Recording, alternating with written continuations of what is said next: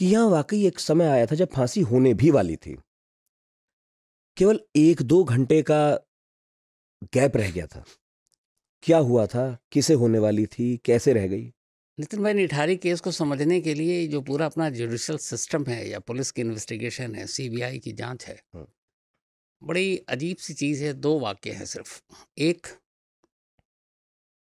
एक शख्स को 15 फांसी की सज़ा मिलती है। 15 मतलब चूँकि 16 बच्चों का ही रिकॉर्ड ढूँढ पाई थी पुलिस। तो ये माना गया कि 16 बच्चों को मारा गया, उनका कत्ल हुआ, तो 16 एफआईआर दर्ज हुए।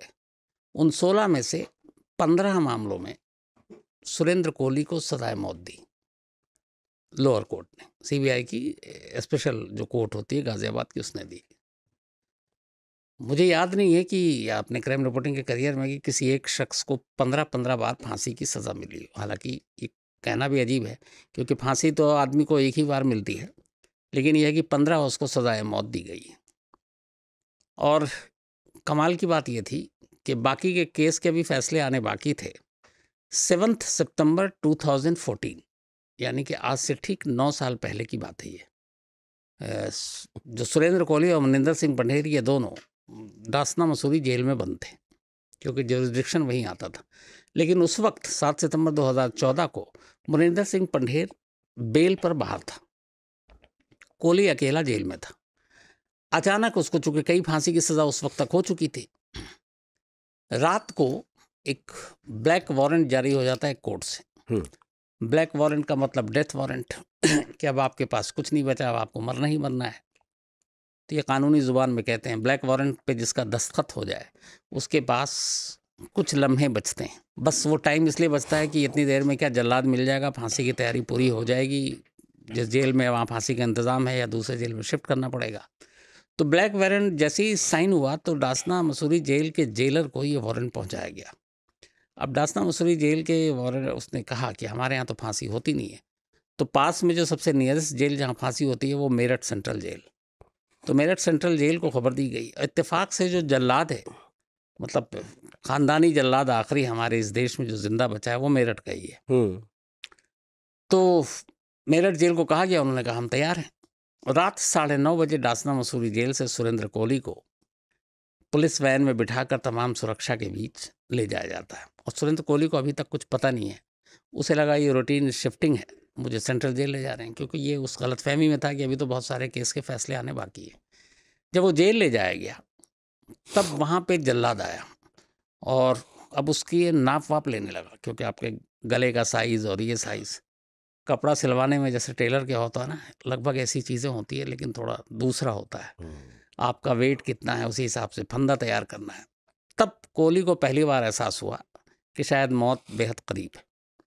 फिर उसे बताया गया कि देखो तुम्हारा ब्लैक वारंट आ चुका है और सुबह 6 बजने से पहले पहले तुम्हें फांसी होनी है।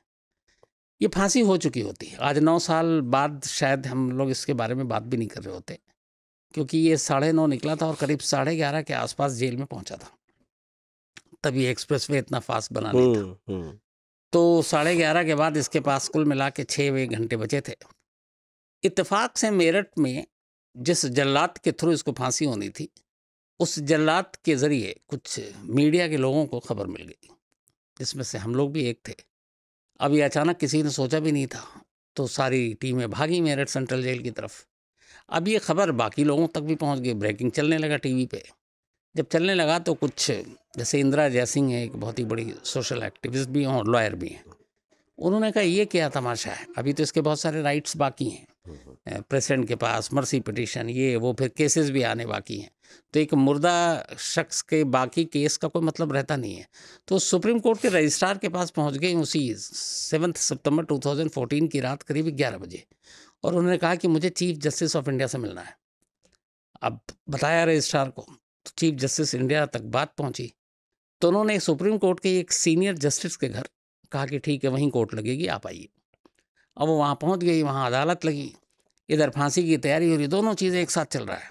फिल्म है तो, जैसे वो भट्ट वाले केस में हुआ था नागपुर में। तो इधर अदालत बैठ गई अब एक जज के घर पर, सुप्रीम कोर्ट के सीनियर, और उसमें 2-3 जजेस बैठे हुए हैं। इंदिरा जयसिंह हैं, वो अपने लीगल आर्गूमेंट कर रही हैं कि इसके राइट्स बाकी हैं, और ये इनह्यूमन होगा उसको फांसी देना आधे अधूरे मुकदमे के दौरान। वो बहस चल रही, उधर फांसी के फंदे वंदे तख्ता वख्ता सब दुरुस्त हो रहा है, और करते करते करीब बज गए सुबह के 4 बजे कोर्ट ने कहा कि नहीं, इंदिरा जयसिंह सही कह रही हैं, इस फांसी को भी होल्ड पे कर दो। अब ये हुआ कि फ़ोन किया गया जेलर को कि भैया ये फैसला आ गया, आप रोक दो। अच्छा, फांसी सूर्योदय के वक्त होती है, मतलब सुबह सूर्यास्त और सूर्योदय? हाँ, कायदे से यही है, लेकिन अब कई बार मैंने देखा 7 बजे भी फांसी हुई है। अच्छा, लेकिन ये होता है कि सुबह सुबह आप फांसी दे दो, तो मतलब दुनिया वहां सो तय कर ये उठे। हुआ होगा कि सुबह कोहली को हाँ, फांसी दे फांसी देंगे देनी है। वो और लगभग पूरी रात उधर कोर्ट चल रही है। 6 बजे का टाइम था, सितंबर का महीना था, तो लगभग उतनी गर्मी भी नहीं थी। तो अब यहाँ मुकदमे का फैसला आया तो सीधा सीधी लोग तैयार थे, मीडिया की भी नज़र थी। तो जेलर को मैसेज गया कि भाई फांसी को रोक दिया गया, आप फांसी नहीं दो। अब जेलर मजबूर था, वो अपने कानूनी जो तमाम बंदिशें होती हैं, उसने कहा भाई मैं फ़ोन पे तो नहीं मानूंगा, क्या पता फ़ोन पे कौन बोल रहा है, तो मैं, और अगर इसको कोई फर्जी निकला, फेक निकला, तो मेरी तो नौकरी जाएगी। उन्होंने कहा हमें तो दस्ती चाहिए, दस्तावेज जिस पे सुप्रीम कोर्ट के जस्टिस के इन सब के साइन हो और ऑर्डर की कॉपी हो। अब वहाँ से वो कॉपी लेकर अगर जाता है कोई, तो 4 बज रहा है, आप मान के चलिए तो 6 तो बज जाएगा। इधर घड़ी की सुई भाग रही है। हाँ, इसमें पूछ रहा हूँ, ये इसमें मेलबाजी वगैरह नहीं चलती? मैं वही बता रही हूँ, अंग्रेज़ों के ज़माने का चला आ रहा था, वही चल रहा है। जबकि 2014 में भी ऐसा नहीं, टेक्नोलॉजी आ गई थी, कंप्यूटर वही, था, ईमेल था, हाँ। इवन वीडियो कॉलिंग थी, लेकिन ये सब कानून में कहीं नहीं लिखा हुआ था। कानून में ये था कि कोई भी अदालत के ऐसे संगीन मामलों में जब कोई आप फैसला लोगे तो आपके पास दस्ती होना चाहिए। जैसे बेल में भी है कि अगर किसी को जमानत मिल गई, आप इसी आरुषि केस में डॉक्टर राजेश तलवार उनकी वाइफ को दस्ती पहुंचने में 5 दिन लगे थे, 5 दिन बाद वो रिहा हुए थे। तो यहाँ सेम था कि इधर घड़ी की सुई आगे बढ़ रही है, 4 बजे फैसला है, जेलर ने मना कर दिया। अब एक को भगाया जाता है स्पीड में कि भागो और जेलर तक ये दस्ती पहुंचाओ, और जेलर से कहा जाता तब तक आप रुकिए, कुछ कीजिए मत। तो जेलर को इतना तो अंदाजा हो गया था कि भाई इतना बड़ा कोई गोली टीवी पर भी चली रहा होगा। हाँ, तब तक। हाँ, तो वो भी अपना इंतजार कर रहा था।